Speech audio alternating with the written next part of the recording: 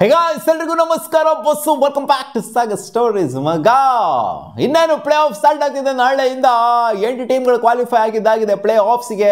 Play ins ಆಡೋರು ಯಾರು, ಕ್ವಾಲಿಫೈರ್ಸ್ ಆಡೋರು ಯಾರು, ಬೆಂಗಳೂರು ಬುಲ್ಸ್ ಇನ್ನ ಎಷ್ಟು ಸ್ಟೆಪ್ಪು ಇದೆ ಅಂದರೆ ಫೈನಲ್ಸ್ ರೀಚ್ ಆಗೋದಕ್ಕೆ ಎಷ್ಟು ಮ್ಯಾಚ್ನ ಗೆಲ್ಲಬೇಕು ಎಲ್ಲ ಡೀಟೇಲ್ ಆಗಿ ನೋಡೋಣ. ಅಡ್ವಾಂಟೇಜ್ ಅಂತೂ ಖಂಡಿತ ನಮ್ಮ ಬೆಂಗಳೂರು ಬುಲ್ಸ್ಗೆ ಇದೆ, ಯಾಕಂದರೆ ಒಂದು ಮ್ಯಾಚ್ನ ಸೋತ್ರೂ ಕೂಡ ನಮಗೆ ಇನ್ನೂ ಒಂದು ಆಪರ್ಚುನಿಟಿ ಅನ್ನೋದು ಸಿಗುತ್ತೆ.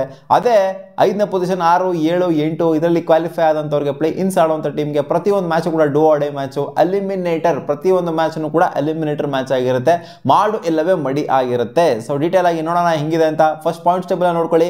ಎಲ್ಲಿ ಟಾಪ್ 4 ಕ್ವಾಲಿಫೈ ಆಗಿರುವಂಥವ್ರಿಗೆ ಅವಕಾಶ ಇದೆ. ಕ್ವಾಲಿಫೈರ್ಸ್ನ ಆಡ್ತಾ ಇದ್ದಾರೆ. ಫಸ್ಟ್ 2ನೇ ಸ್ಥಾನದಲ್ಲಿ ಕ್ವಾಲಿಫೈ ಆಗಿರೋರ್ಗಂತೂ ಸಿಕ್ಕಾಪಟ್ಟೆ ಅಡ್ವಾಂಟೇಜ್ ಇದೆ, ಯಾಕಂದ್ರೆ ಡೈರೆಕ್ಟ್ ಆಗಿ 1-2 ಸ್ಟೆಪ್ ಇಟ್ಟರೆ ಸಾಕೋರು ಟಕ್ಕನಂಗೆ ಫೈನಲ್ಸ್ ಆಡ್ಬೋದು. ಅಂಡ್ ಸೋತ್ರು ಕೂಡ ಇನ್ನೂ ಒಂದು ಆಪರ್ಚುನಿಟಿ ಅನ್ನೋದಿರುತ್ತೆ. ಬೆಂಗಳೂರು ಬುಲ್ಸ್ ಒಂದು 3 ಸ್ಟೆಪ್ ಆಡಬೇಕಾಗುತ್ತೆ ಫೈನಲ್ಸ್ನ ರೀಚ್ ಮಾಡೋದಕ್ಕೆ. ಗೆದ್ದಿ ಬರಬೇಕಾಗುತ್ತೆ ಫೈನಲ್ಸ್ಗೆ. ಸೊ ನೋಡೋಣ ಅದು ಹೆಂಗಿದೆ ಫಾರ್ಮ್ಯಾಟ್ ಅಂತ. ಆ್ಯಂಡ್ ಪ್ಲೇ ಇನ್ಸ್ ಆಡ್ತಾ ಇರ್ತಾರೆ ಇಲ್ಲಿ 5th ವರ್ಸಸ್ 8th ಪೊಸಿಷನು, ಜೊತೆಗೆ 6th versus 7th position. Haryana Steelers versus Jaipur pink panthers ಮೊದಲನೇ ಪ್ಲೇ ಇನ್ ಆಯಿತು ಅಂತಂದರೆ ನಾಳೆ 8 ಗಂಟೆಗೆ 9 ಗಂಟೆಗೆ ಯುಮೋಬೋ ವರ್ಸಸ್ ಪಟ್ನಾ ಪೈರೇಟ್ಸು ಪ್ಲೇ ಇನ್ಸ್ ನಾಳೆ ಆಡ್ತಾ ಇದ್ದಾರೆ. ಸೊ ಈ ಪ್ಲೇ ಇನ್ಸ್ ಅಲ್ಲಿ ಗೆದ್ದಂಥವ್ರು ಆಡ್ತಾರೆ ಎಲಿಮಿನೇಟರ್ 1. ಸೋತವರು ಇಲ್ಲಿ ಪ್ಲೇ ಇನ್ 1, ಪ್ಲೇ ಇನ್ 2 ಅಲ್ಲಿ ಸೋತವರು ಡೈರೆಕ್ಟ್ ಮನೆಗೇನೆ ಹೋಗ್ತಾ ಇರ್ಬೇಕು. ಹಂಗೇನೆ ಇಲ್ಲಿ ಗೆದ್ದಂಥವ್ರು ಆಡ್ತಾರೆ eliminator 1, which is also A do or die match.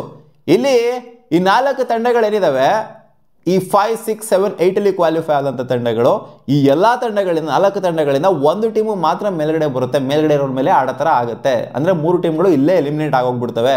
ಅಂದರೆ ಪ್ಲೇನ್ 1 ಅಲ್ಲಿ ಒಂದು ಟೀಮ್ ಎಲಿಮಿನೇಟ್ ಆಗುತ್ತೆ, ಪ್ಲೇನ್ 2 ಅಲ್ಲಿ ಒಂದು ಟೀಮ್ ಎಲಿಮಿನೇಟ್ ಆಗುತ್ತೆ, ಆ್ಯಂಡ್ ಎಲಿಮಿನೇಟರ್ 1 ಅಲ್ಲಿ ಒಂದು ಟೀಮ್ ಎಲಿಮಿನೇಟ್ ಆಗುತ್ತೆ, ಆ್ಯಂಡ್ ಎಲಿಮಿನೇಟರ್ 2ಗೆ ಕ್ವಾಲಿಫೈ ಆಗುತ್ತೆ ಗೆದ್ದಂಥ ಟೀಮು ಎಲಿಮಿನೇಟರ್ 1 ಅಲ್ಲಿ. ಸೊ ಅದು ಆಡುತ್ತೆ ಮಿನಿ ಕ್ವಾಲಿಫೈಯರ್ಸ್ನ. ಎಲಿಮಿನೇಟರಿ 2 ಬರೋ ಅಷ್ಟರಲ್ಲಿ 3 ಟೀಮ್ಗಳು ಎಲಿಮಿನೇಟ್ ಆಗಿರುತ್ತೆ. ಅದೇ ಬಾಟಮ್ ಅಲ್ಲಿರುವಂಥ 3 ಟೀಮ್ಗಳು ಎಲಿಮಿನೇಟ್ ಆಗಿಬಿಟ್ಟು 1 ಟೀಮ್ ಮಾತ್ರ ಬಂದಿರುತ್ತೆ. ಇವ್ರು ಯಾರ ಮೇಲೆ ಆಡ್ತಾರೆ ಅಂತ ಅಂದ್ರೆ ಮಿನಿ ಕ್ವಾಲಿಫೈಯರ್ಸ್. ನಮ್ಮ ಬೆಂಗಳೂರು ಮತ್ತೆ ತೆಲುಗು ಟೈಟನ್ಸ್ ಮಿನಿ ಕ್ವಾಲಿಫೈಯರ್ಸ್ನ ಆಡ್ತಾ ಇದ್ದಾರೆ. ಇದರಲ್ಲಿ ಗೆದ್ದಂಥವ್ರ ಮೇಲೆ ಆಡೋದಿಲ್ಲ, ಇದರಲ್ಲಿ ಸೋತಂಥವ್ರ ಮೇಲೆ ಆಡ್ತಾರೆ. ಅಂದ್ರೆ ಮಿನಿ ಕ್ವಾಲಿಫೈಯರ್ಸ್ ಅಲ್ಲಿ ಸೋತ್ರು ಕೂಡ ನಮ್ಗೆ ಇನ್ನೂ ಒಂದು ಆಪರ್ಚುನಿಟಿ ಇರುತ್ತೆ. ತೆಲುಗು ಟೈಟನ್ಸ್ ಮೇಲೆ ಬೆಂಗಳೂರು ಬುಲ್ಸ್ ಸೋತ್ರು ಸಹ ಆಪರ್ಚುನಿಟಿ ಇರುತ್ತೆ. ಅಂದರೆ ನಾನು ವರ್ಸ್ಟ್ ಕೇಸ್ ಹೇಳ್ತಾ ಇರೋದು, ಅವ್ರು ಸೋತ್ರು ಕೂಡ ಇನ್ನೂ ಒಂದು ಆಪರ್ಚುನಿಟಿ ಇರುತ್ತೆ ಮುಂದೆ ಬರೋದಕ್ಕೆ ಇವ್ರಿಗೆ ಹೊಡೆದ್ಬಿಟ್ಟು. ಸೊ ಇಲ್ಲಿ ನನಗನ್ಸೋದೇನು ಅಂತಂದರೆ, ಇಲ್ಲಿ ಬಾಟಮ್ ಅಲ್ಲಿ 4 ಕ್ವಾಲಿಫೈ ಆಗಿದ್ದಾವೆ ಟೀಮ್ಗಳು.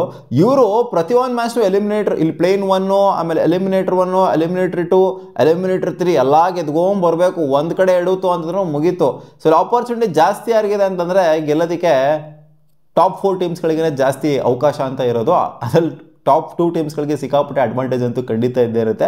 ನಮಗೂ ಕೂಡ ಅಡ್ವಾಂಟೇಜ್ ಇದೆ, ಇಲ್ಲ ಅಂತಲ್ಲ, ಬಟ್ ನಮಗೆ ಜಾಸ್ತಿ ಮ್ಯಾಚ್ನ ಸ್ವಲ್ಪ ಗೆಲ್ಲಬೇಕಾಗುತ್ತೆ ಅವರಿಗೆ ಕಂಪೇರ್ ಮಾಡ್ತು ಅಂತಂದಾಗ.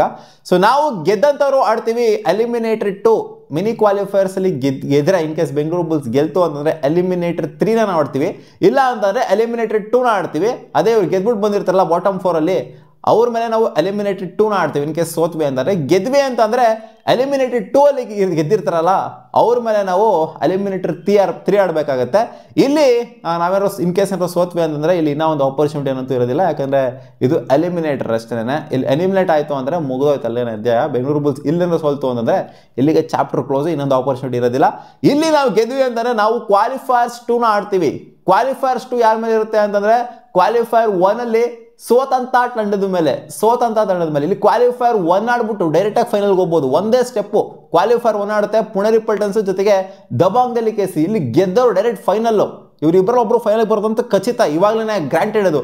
ಪುಣೆ ಮತ್ತೆ ದಬಾಂಗ್ ಡೆಲ್ಲಿ ಇಬ್ಬರಲ್ಲಿ ಯಾರೊಬ್ಬರು ಫೈನಲ್ಗೆ ಬರೋದು ಖಚಿತ.